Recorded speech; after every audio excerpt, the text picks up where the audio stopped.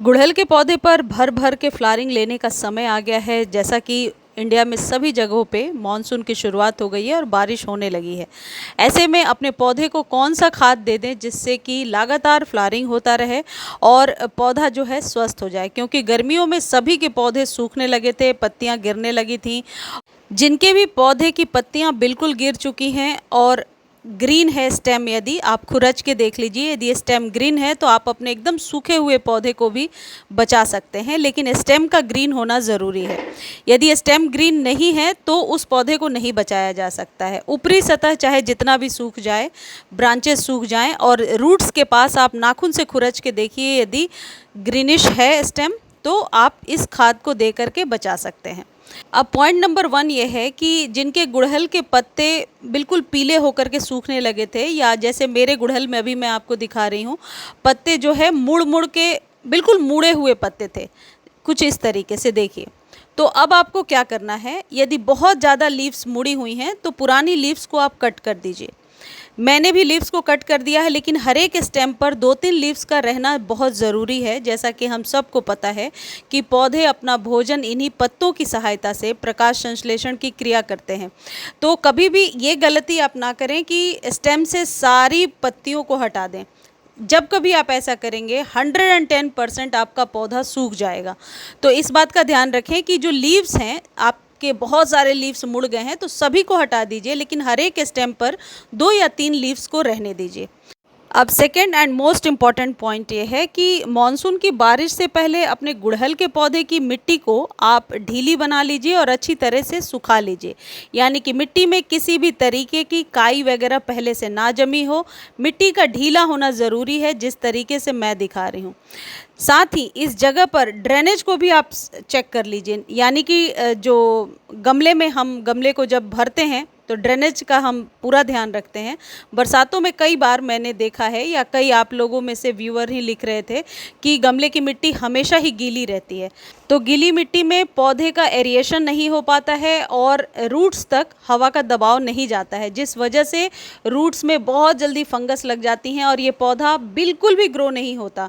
तो इस बात का ध्यान रखें कि गुड़ाई करके पौधे की सॉइल को अच्छे से सुखा लीजिए। साथ ही बरसात में बहुत सारे आप कह सकते हैं वीड्स वगैरह निकल जाते हैं, उनका निकलना बहुत ही ज़रूरी है। गुड़ाई के और भी बहुत सारे फ़ायदे हैं, आप ये रेगुलर तरीके से हर 10 से 15 दिनों पर किया करें।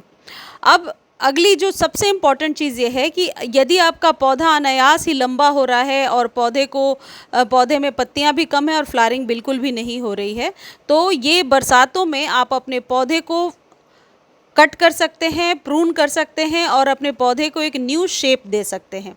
बरसात के पानी में इतने ज़रूरी तत्व होते हैं जो आपके गुड़हल के पौधे पर नई पत्तियों को लेने में तो मदद करते ही हैं, साथ ही साथ जो मिलीबग्स वगैरह का अटैक है वो नेचुरली चला जाता है।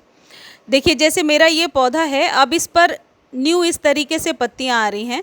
यदि ऊपर से आप कट कर देंगे, ये उन लोगों के लिए स्पेशल एडवाइस है जो कह रहे हैं कि बिल्कुल फ्लावरिंग हुई ही नहीं है, साल 2 साल 3 साल हो गए पौधे लगाए हुए, तो आप पौधे की लंबाई को थोड़ा कम कीजिए। कई बार जब हम कटिंग करते हैं तो उसके नीचे के हार्मोन्स को डेवलप होने में मदद मिल जाती है और पौधे में मल्टीपल ब्रांचेज आती हैं और पौधा ज़रूर अपनी ग्रोथ को दिखाता है। देखिए, जैसे मैंने यहाँ से कट किया है, पिछले साल ये बगल वाले को कट किया था तो न्यू ब्रांच आई थी, इस बार मैंने यहाँ से कट कर दिया है। और गुड़हल की कटिंग को किस तरीके से लगाते हैं, इस पर कंप्लीट वीडियो मैं आपको बहुत जल्द देने वाली हूँ। कल के वीडियो में मैंने शेयर किया है प्रियाज बालकनी वाले पर कि कनेर की कटिंग कैसे लगाएंगे और पौधों को कटिंग को पानी में किस तरीके से ग्रो करना है। तो आप जा कर के देख सकते हैं जिन लोगों का इंटरेस्ट है, और लिंक जो है डिस्क्रिप्शन में दिया हुआ है। चलिए अब खाद की बात कर लेते हैं। और खाद देने के पहले आपके पौधे की मिट्टी कुछ इस तरीके से मॉइस्ट होनी चाहिए, लेकिन कीचड़ सी नहीं होनी चाहिए। आज मैं घरेलू खाद भी आपको बता देती हूँ जो इक्वली प्रॉफिटेबल है आपके लिए, और ये खाद आप नर्सरी से खरीद कर यूज़ कर सकते हैं। यदि ये नहीं है तो क्या यूज़ करना है वो भी वीडियो में आपको बताऊंगी। देखिए, ये है डीएपी। डीएपी बहुत आसानी से आपको नर्सरी पर मिल जाता है, ऑनलाइन भी ले सकते हैं, लेकिन मुझे लगता है डीएपी एक ज़रूरी खाद है आपके हर उस परमानेंट पौधे के लिए जिस पर आपको गुच्छों में फूल लेना है। डीएपी के और भी बहुत सारे फ़ायदे हैं। डीएपी रूट्स को स्ट्रॉन्ग भी करता है और स्टेम को मोटा होने में मदद करता है। अब देना कितना है, मिनिमम 4 दाने तो 15 दिनों पर आपको देने ही हैं, लेकिन पौधा पुराना है तो आप 1 चम्मच भी दे सकते हैं डीएपी को। अब ये जो खाद है ये आपके पौधों पर न्यू लीव्स को लेने में हेल्प करेगा। बरसात के पानी में तो न्यू लीव्स आएंगी ही, लेकिन इसकी वजह से पत्ते बड़े बड़े और चमकदार निकल करके आएंगे और पौधे की इम्यूनिटी को ये स्ट्रॉन्ग करता है। ये है वर्मी कंपोस्ट, एक नाइट्रोजन का बहुत ही अच्छा स्रोत होता है। यदि ये आपके पास नहीं है तो इसे आप अवॉइड कर सकते हैं और अभी जो ऑर्गेनिक खाद बता रही हूँ वो डाल सकते हैं। लेकिन वर्मी कंपोस्ट के डालने से आप अपने गुड़हल पर बहुत जल्दी फ्लावरिंग ले पाएंगे। इसे आप गर्मियों में यूज़ कर रहे हैं तो पानी में घोल कर यूज़ करेंगे, लेकिन अभी बरसात में क्योंकि बारिश हो रही है लगातार तो हम इसे ड्राई फॉर्म में ही यूज़ करेंगे। लेकिन एक चीज़ ध्यान रखिए, खाद देने के पहले सॉइल का थोड़ा ड्राई होना ज़रूरी है। देखिए ये है केले और ओनियन के पील्स का जो पाउडर होता है, यानी कि केले के छिलके और प्याज के छिलके को सुखा करके हमने पाउडर बना लिया है और उसी पाउडर को 1 चम्मच देना है। ये यदि आप देते हैं तो मैं समझती हूँ कि गुड़हल पर कुछ और बाहर से आपको ख़रीद कर देने की ज़रूरत नहीं पड़ती है, क्योंकि केले के छिलके में जो पोटेशियम होता है वो आपके गुड़हल पर गुच्छों में फूल लेने में मदद करेगा। और ये सिर्फ बताने के लिए मैं नहीं बता रही, अपने बहुत सालों के एक्सपीरियंस से बता रही हूँ। इसको आप यूज़ ज़रूर कीजिए और जो भी रिज़ल्ट है वो ज़रूर शेयर किया कीजिए ताकि औरों को भी फ़ायदा हो जाए।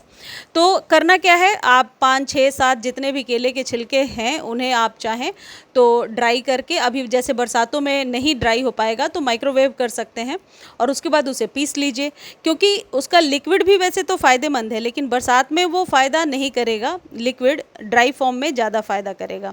ओनियन पिल्स के साथ भी यही कर सकते हैं, 4-5 ओनियन के छिलके ले लीजिए, उसे आप सुखा लीजिए और उसका पाउडर बना करके यूज़ करना शुरू कीजिए। इसका रिज़ल्ट हमेशा अच्छा होगा, बेहतर रिज़ल्ट मिलेगा आपको।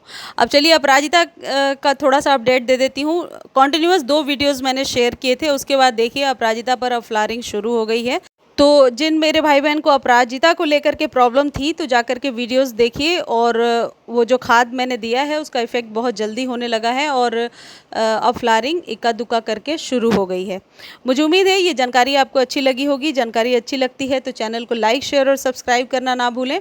और इस वीडियो को आप फेसबुक पर भी देख सकते हैं, लिंक डिस्क्रिप्शन में दिया हुआ है। मेरे और भी जितने भी चैनल्स हैं जो अलग अलग कंटेंट को रखते हैं तो उनका लिंक मैं डिस्क्रिप्शन में दे दूंगी, आप ज़रूर देखिए। धन्यवाद।